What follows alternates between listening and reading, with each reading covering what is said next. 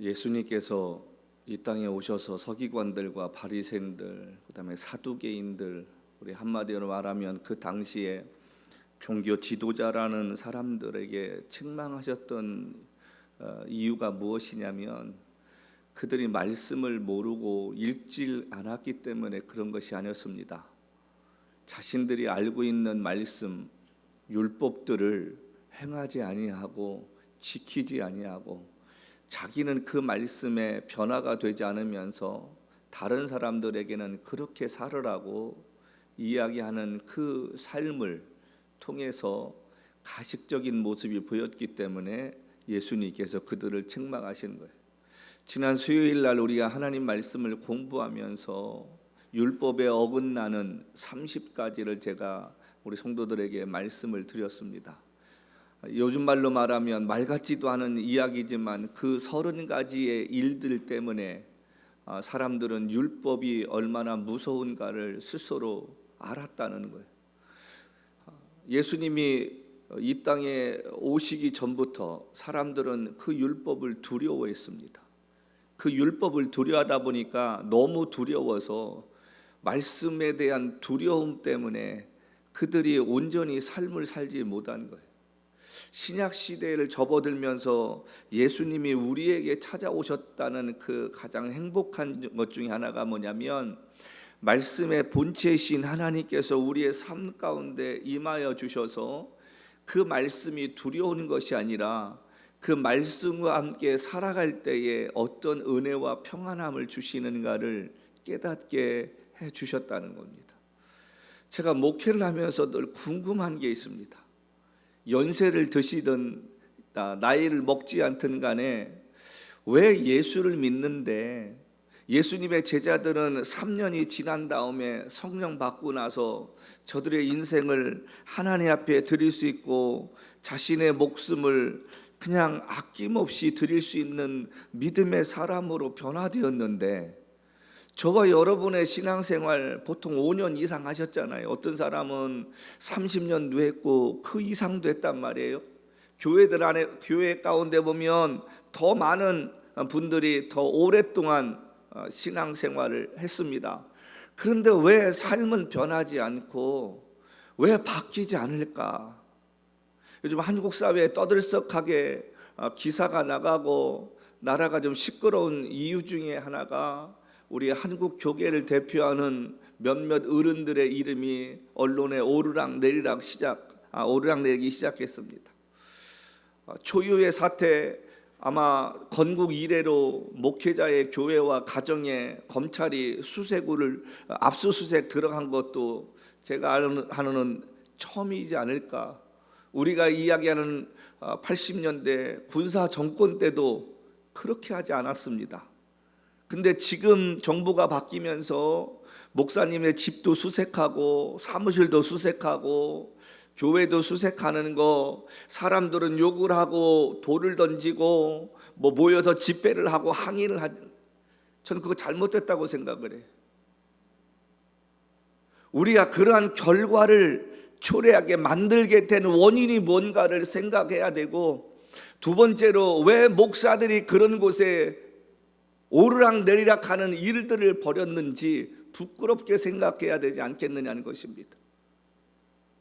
교회를 향해서 핍박한다고 얘기하기 전에 얼마나 교회 권위가 땅에 떨어졌으면 교회를 우습게 알고 목회자를 우습게 알면 저런 일이 벌어졌을까? 우리 스스로가 자성의 목소리를 내야 할 시기가 아니겠습니까? 제가 종종 예전 이야기를 하면 우리 젊은 분들은 고리타분하다고 이야기하는지 모르겠지만 한 번 더 제가 이 말씀을 드리면, 제가 신학교 다닐 때까지만 해도 동네에서 목사님 그러면 웬만한 분들은 거의 존경했습니다. 시골에서는 말할 것도 없고요. 어느 동네는 목사님이 운동회 할 때 기도해 주시고 운동회 끝날 때 기도를 해야 운동회가 끝날 정도로 그만큼 우리 목회자들이 존경받던 시대가 있었습니다. 그때 그분들은 지역 주민들과 함께 하셨고 지역 사회를 위해서 뭔가 교회가 해야 할 일이 있다 생각하시고 오직 목회하시면서 지역분들과 함께 좋은 시간들을 보냈는데, 언제부턴가 우리 목회자들이 권력이라는 것을 생각했다는, 교세가 좀 커지면 권력을 가졌다라고 착각하고 당신 말이면은 뭐든지 대항다는 오만함에 빠졌다는 것입니다. 예수께서 말씀하시기를 천국에 올려가는 자는 섬기는 자가 되어야 한다는 그 말씀에 비추어 보면, 교회가 커지면 커질수록, 하나님이 우리 모두에게 은혜를 주시면 주실수록 우리 모두가 겸손해야 될 줄로 믿습니다. 예전에는 겸손하지 못했지만 어느 순간부터는 겸손해지는 사람들이 되려고 애써야 되지 않겠습니까? 제가 궁금한 거예요. 왜 안 바뀔까? 왜 변화되지 않을까? 직분이 바뀌면 바뀔수록 더 낮아져야 되는데 그렇지 못한 이유가 무엇일까? 제가 오랫동안 고민해 보면서요, 제가 내린 결론이 두 가지가 있습니다. 첫 번째로는 하나님의 말씀을 내 삶에 적용하지 않는 거예요. 그 말씀을 남에게 이야기하기 전에 내게 적용해 보면 그 말씀이 어떤가를 깨닫고 그 말씀대로 살려고 하지 않겠습니까? 우리가 말씀을 전하는 목회자가 그 말씀대로 살지 않고 말씀 따라 행동하지 않으면 성도들이 존경하고 따라오겠느냐, 그런 말입니다. 어떻게 보면 우리 한국교회가 버려야 할 게 뭐냐면 집단 광기라는 게 있습니다. 교회 안에만 두르면 상식이 사라지는 거예요. 오직 믿음의 열심만 있지 그 열심의 껍데기를 벗기고 나면 아무것도 없는 거예요.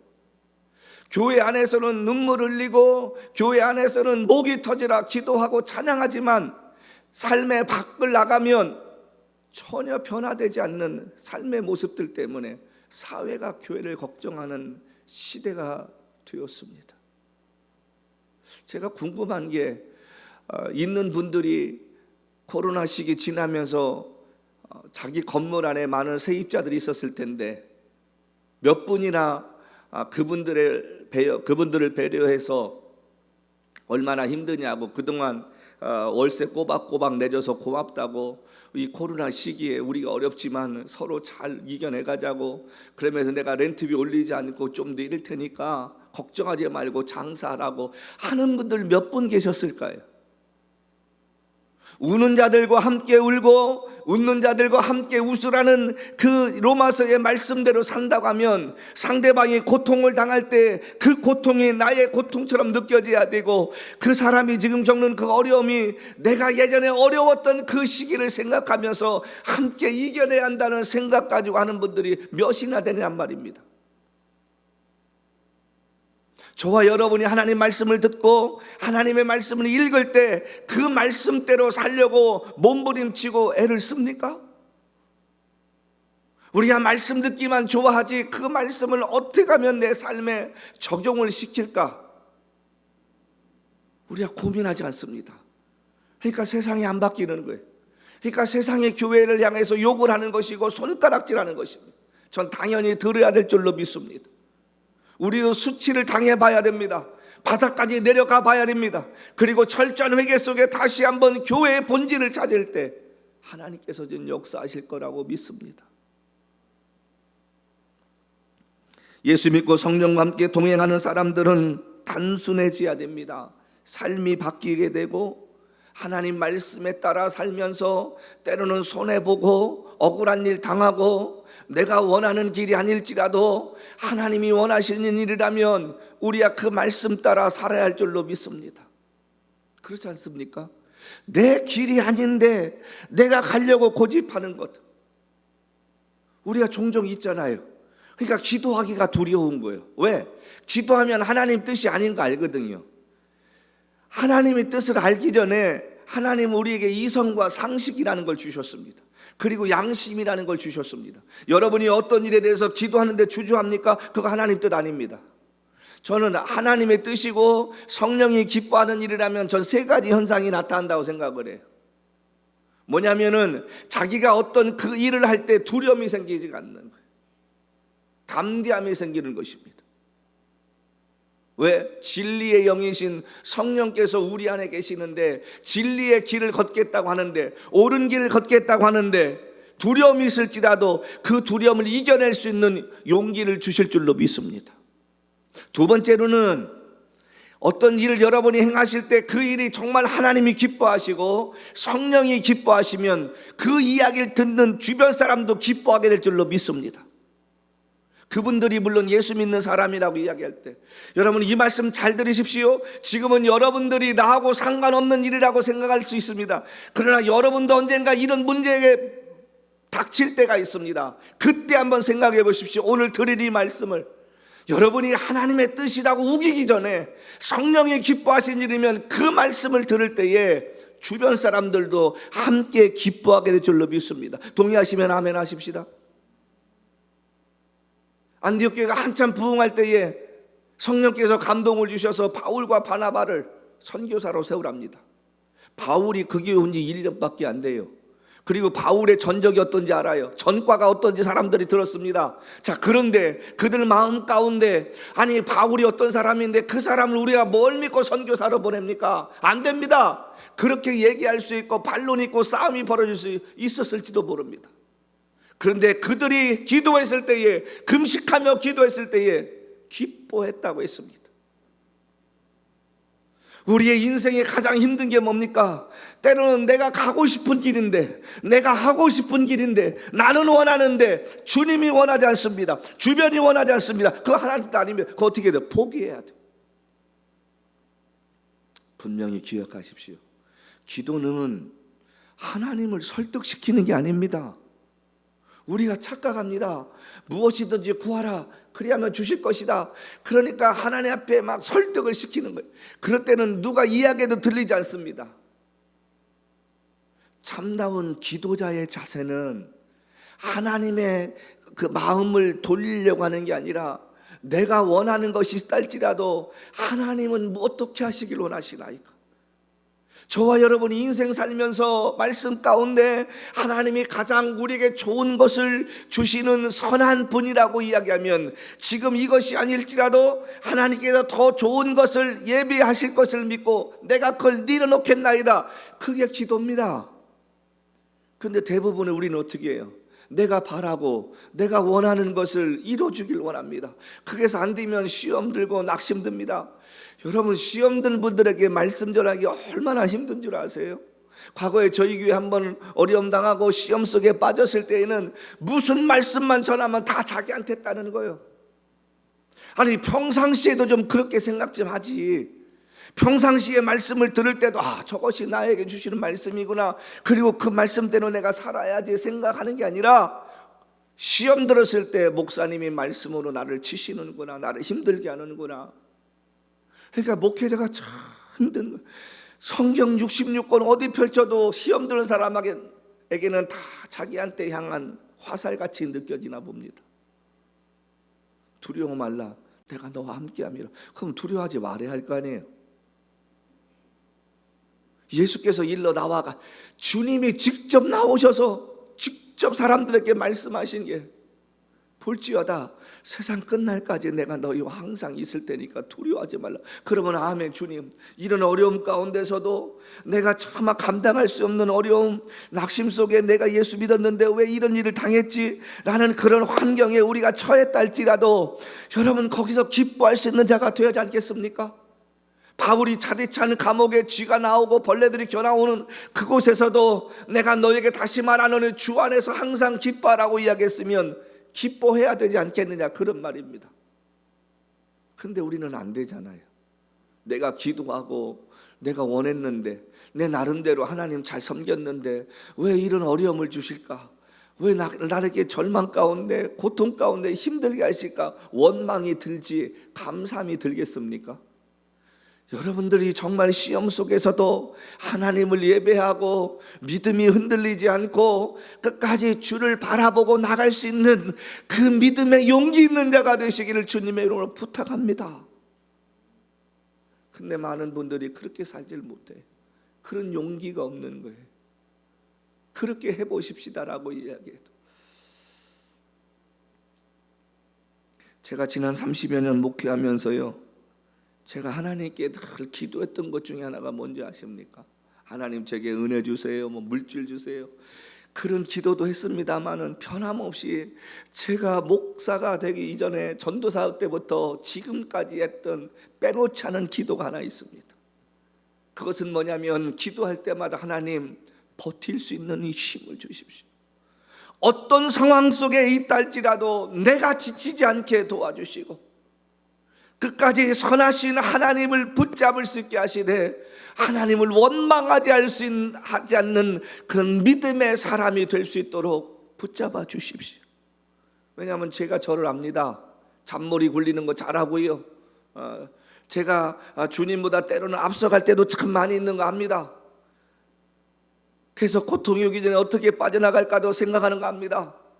근데 그것보다 더 중요한 것이 뭐냐? 어떤 상황 속에서도 하나님을 원망하기보다는 감사할 수 있는 사람이 될 수 있기를 제가 기도해 왔습니다. 전 여러분에게도 동일하다고 생각합니다. 내가 바라고 원하는 것이 이루어지지 않을지라도 하나님 말씀에 비추어서 하나님 말씀에 따라 살아갈 수 있는 믿음의 사람들이 되었으면 좋겠습니다.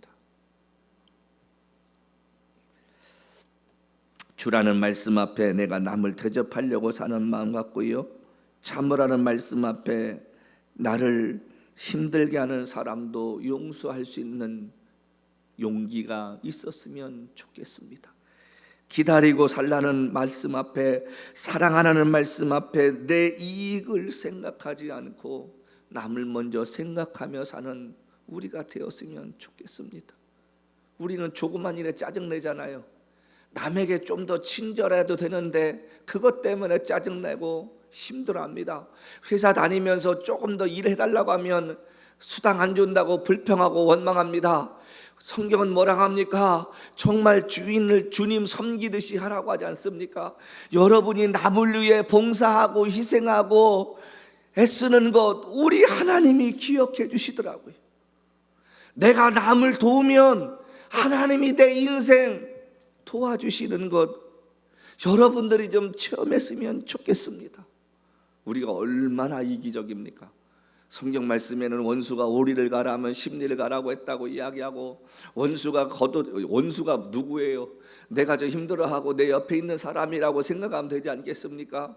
겉옷을 벗어달라고 하면 속옷까지라도 내어주라고 이야기하는 것 알면서도 내 삶 속에서는 누가 나한테 조금만 더 시간 내주고 어디 좀 가자고 하면 불평하고 짜증내는 거 우리의 입에 달고 살지 않습니까? 그러면서 우리가 그리스도인이라고 말합니다.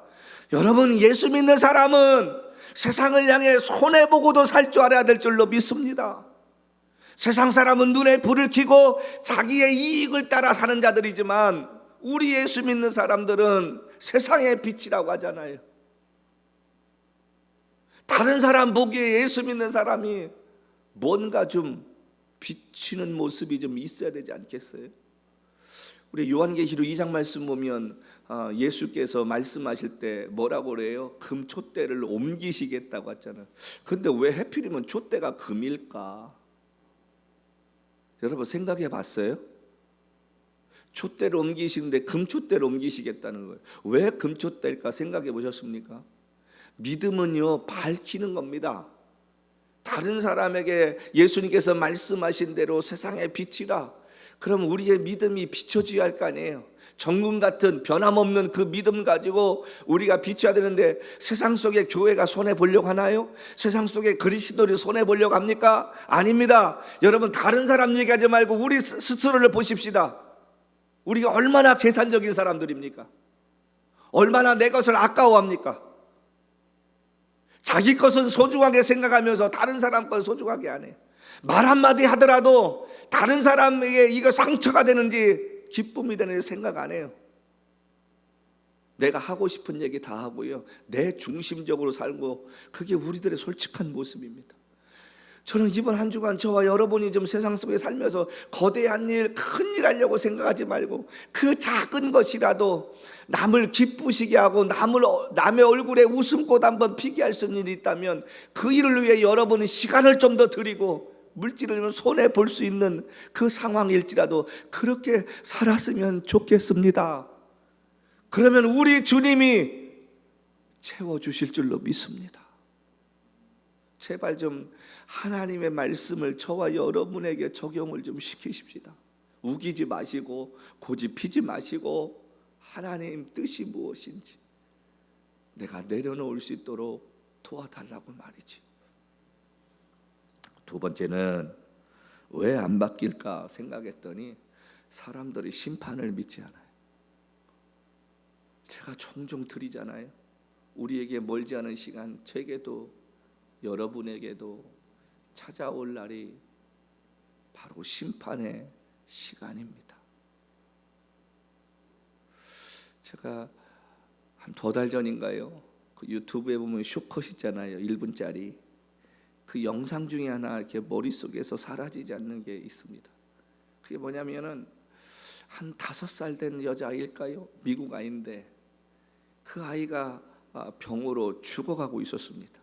근데 마지막 그 타이밍에 이 아이 코에 산소호흡기가 꽂혀 있고 애가 숨이 가빠지는 거예요.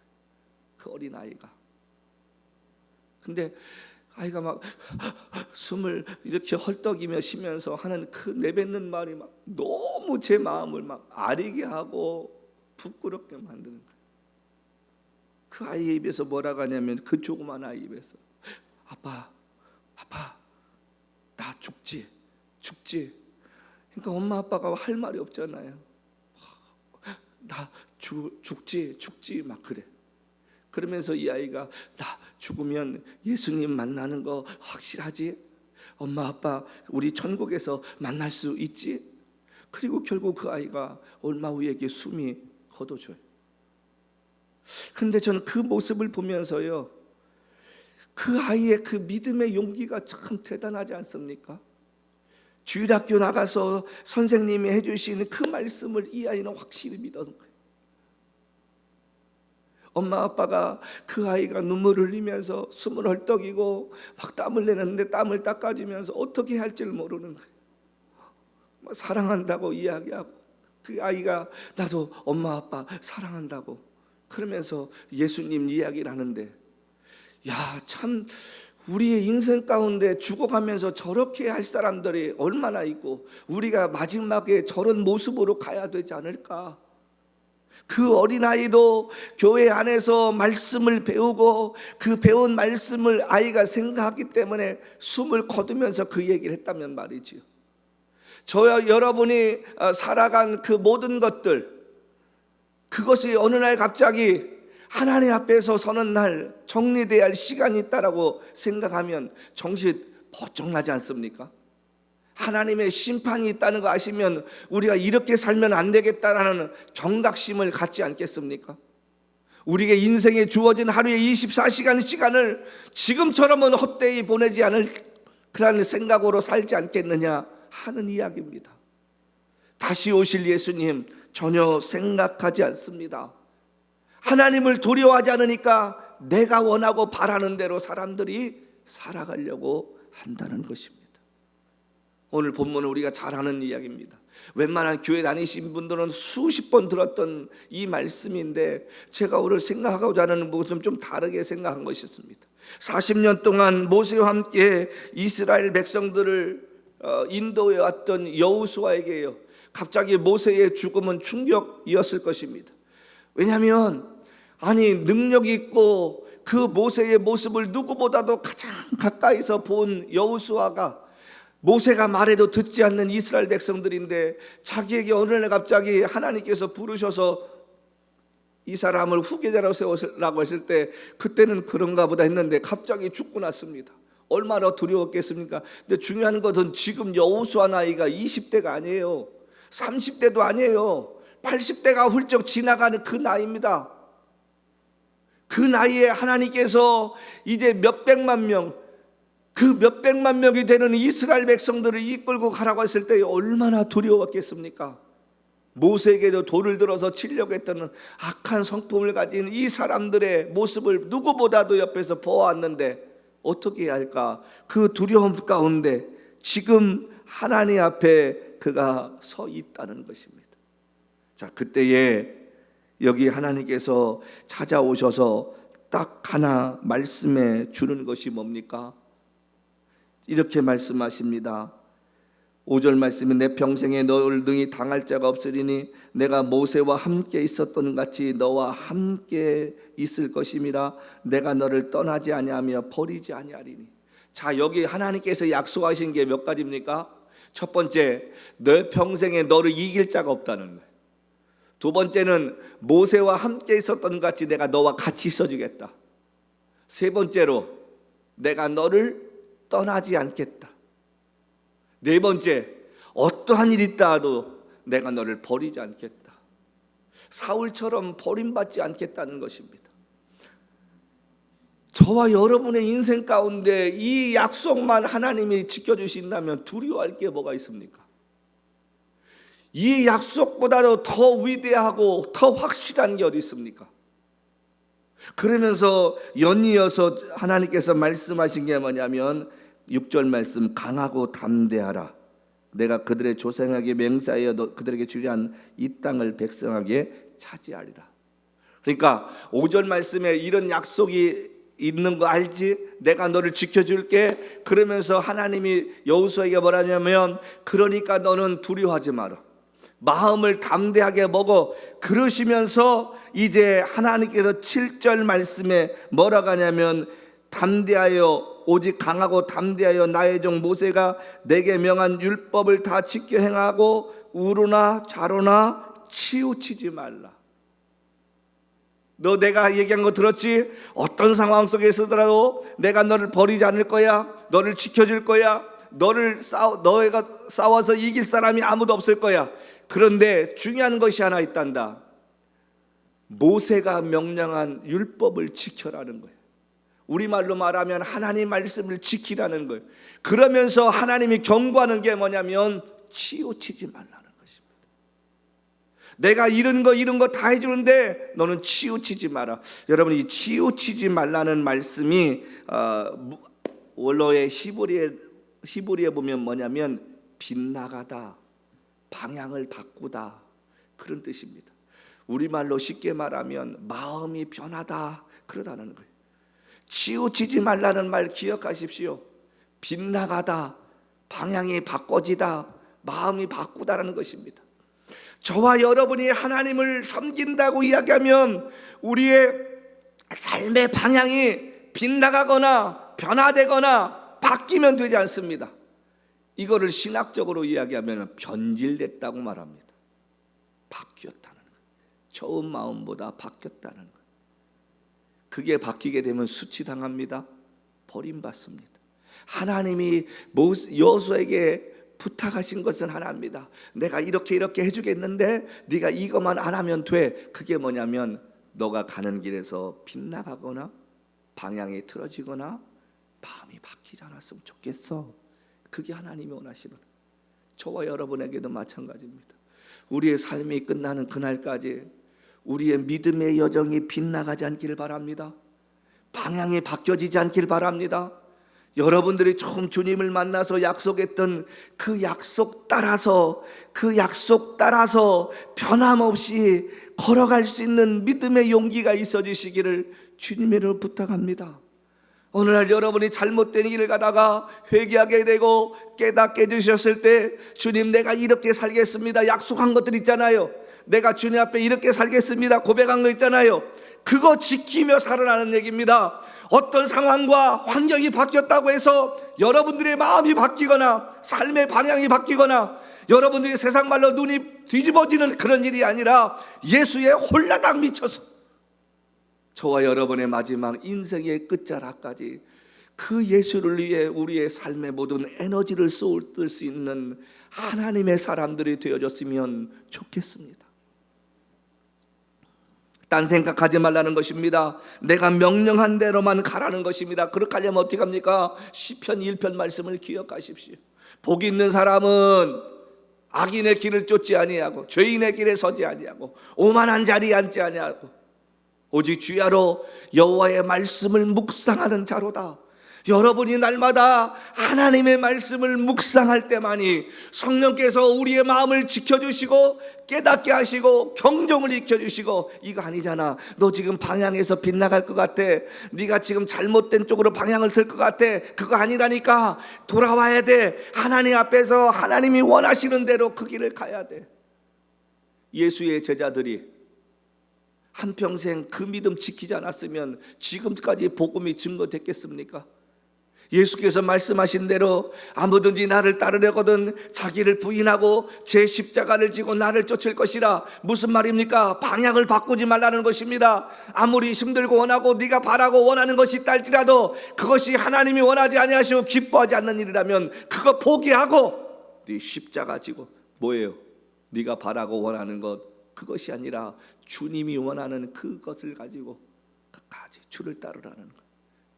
그래서 제자들은 그렇게 살았어요. 믿음의 사람들은 그렇게 살다 갔습니다. 근데 우리는 우리가 원하고 바라는 것이 이루어지지 않으면 짜증내고 눈물 흘리고 원망하고 하나님을 설득시키려고 하지 않느냐, 그런 말입니다. 지금 여호수아에게 하나님이 하신 말씀은 단 한 가지입니다. 다른 거 생각하지 말고 오직 하나님 말씀을 지키라는 거예요. 때로는 내가 원하고 바라는 것이 이루어지지 않았다고 해도 불평하지 말라는 것입니다. 누구에게인가는 하나씩 모두에게 자기가 원하고 바라는 것을 포기해야 할 시간들이 찾아옵니다. 여러분들이 어느 날 그런 일이 생길 때에 이 아침에 나눈 이 말씀을 기억하십시다. 그때 가서 목사님 아니요, 이건 아니잖아요가 아니라 하나님의 뜻이 무엇인가를 물어볼 수 있는 사람들이 될 수 있기를 바랍니다. 그가 이스라엘 백성들을 20년 가까이 이끌고 가나안 땅에 들어가서요, 거의 모든 땅을 정복해 나가고 마지막 죽음의 자리에 섰을 때 그가 뭐라고 고백합니까? 그는 이렇게 여호수아서 24장 말씀을 통해 고백하게 됩니다. 오직 나와 내 집은 여호와를 섬기겠노라. 오직 나와 내 집은 여호와를 섬기겠노라. 20년 가까이 지금 여호수아는 하나님이 처음 주셨던 그 말씀을 잊지 않았다는 거예요. 오직 강하고 극히 담대하여 나의 종 모세가 내게 명령한 그 율법을 다 지켜 행하고 우로나 좌로나 치우치지 말라. 이 고백 앞에는 여호수아가 그 약속을 지켰다는 거예요. 하나님이 주신 율법을 지키려고 애를 썼고요, 하나님이 기뻐하지 않는 좌로나 우로나 치우치지 아니하고 오직 하나님이 그를 이끌어 가시는 대로 그가 살아왔다는 고백입니다. 얼마나 멋있습니까? 오직 나와 내 집은 여호와만을 섬기겠노라. 이 말은 예전에도 그랬지만 앞으로도 그럴 것이라는 고백을 하고 있지 않습니까? 신약에 와서는 바울도 그렇게 고백합니다. 내가 선한 싸움 다 싸우고 나의 믿음을 지켰다고 고백합니다. 얼마나 자랑스럽습니까? 우리의 인생 마치는 그날에 저와 여러분의 고백이 되어야 할 줄로 믿습니다. 마지막 숨이 멎어가는 내 모습을 보기 위해 찾아온 가까운 가족과 친지들과 친구들 앞에서 자랑스럽게 내가 선한 싸움 다 싸우고 달려갈 길 다 왔고 내가 믿음을 지키다가 이제 주님이 부르셔서 내가 그 앞에 가게 되었노라고, 멀지 않은 시간에 그 주님 앞에서 우리 다시 만날 그날을 기약하며 내가 먼저 이 땅을 떠난다는 그런 자랑스러운 고백할 수 있는 저와 여러분이 되었으면 좋겠습니다. 지금 이 여호수아가 이 율법책을 내 입에서 떠나지 말게 하며 주야로 묵상하고 그 뒤에 하나님께 어떻게 해주셨다는 거, 여러분 그거 중요합니다. 그러나 오늘 제가 보기를 원했던 것은 하나님께서 여호수아에게 약속하신 대로 이 두 가지를 지키며 산 여호수아의 모습을 볼 수 있기를 볼 수 있기를 저는 기대합니다. 오늘 말씀의 제목을 왜 그러셨을까? 왜 여호수아에게 하나님께서 그러셨을까? 이유는 한 가지입니다. 그 길만이 여호수아가 사는 길이고 그 길만이 여호수아가 살아가야 할 이유와 존재의 목적이기 때문인 줄로 믿습니다. 하나님은 지난 40년 동안에 여호수아의 모습을 보셨습니다. 다른 사람은 어떻든지 간에 여호수아가 모세 옆에서 변함없이 성실하고 신실하게 하나님의 사람인 모세를 섬기며 따랐던 것을 보셨습니다. 그래서 당신께서 탐이 나시는 거예요. 모세가 없는 저 자리에 여호수아를 내가 세울지라도 저 사람은 결코 나를 실망시키지 않을 거야. 성도 여러분, 이 한마디 기억하십시다. 저 사람은 나를 실망시키지 않을 거야. 그렇게 하나님이 기대하고 인정하는 사람들이 되십시다. 세상의 많은 사람 가운데 저와 여러분을 불러주시고 구원해 주시고 뉴저지 우리 교회라는 귀한 공동체에 함께 모이게 해 주셨습니다. 그리고 하나님이 저와 여러분을 향해서 기대하시는 게 있습니다. 쟤는 나를 실망시키지 않을 거야. 성경을 보시고 지나온 기독교 역사를 살펴보면 하나님 말씀을 따라 살려고 했었던 사람들은 다 외로웠습니다. 고독했습니다. 근데 그들은 고독이라고 생각하지 않았습니다. 오히려 그 고독을 주님과 함께 걸어가는 믿음의 은혜라고 생각했습니다. 사람들 많다고 내가 행복해지는 거 아닙니다. 내 주위에 사람들이 많다고 나를 도와주는 이가 많은 것이 아닙니다. 정말 힘들고 인생에 가장 어려울 때는 오직 예수밖에 없는 줄로 믿습니다. 주와 같이 길 가는 것이 얼마나 즐거운 일인가 경험해 본 사람이 그 의미를 알듯이 저와 여러분의 인생 가운데 어느 한 방향으로 치우치지 아니하고 빗나가지 아니하고 바울의 고백처럼 나를 충성되이 여겨 직분을 맡겨주신 나의 예수님 앞에 후회 없이 그 부르심 따라 살다가 어느 날 주님 만나는 그날에 주께서 주신 사명 따라 살려고 몸부림치다가 애쓰다가 내가 주 앞에 나왔나이다. 그분 앞에 엎드려 우리를 위해 십자가에 죽으시며 다리에 못 박혔던 그 발을 우리가 감싸고 그 발 앞에 입 맞추며 우리의 살아온 삶을 주 앞에 고백할 수 있는 믿음의 복된 자들 되시기를 주님의 이름으로 간절히